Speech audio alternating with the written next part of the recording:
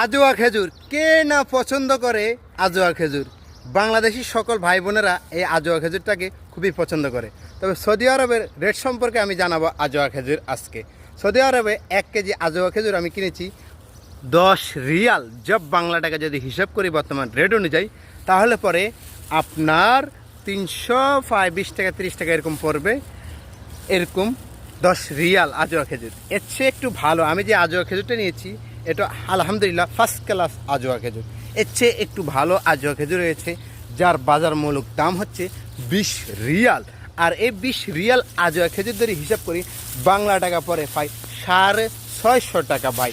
তাহলে চিন্তা করে দেখেন ভাই, আজোয়া খেজুর যদি 650 টাকা পরে বাংলা টাকায়, বাংলাদেশে 1 কেজি আজোয়া খেজুরের দাম কত হতে পারে আশা করি আমার কমেন্ট বক্সে আপনারা বলে যাবেন। আমার আজোয়া খেজুরগুলো দেখেন, আমি কত ফার্স্ট ক্লাস আজোয়া খেজুর কিনেছি, দেখছেন।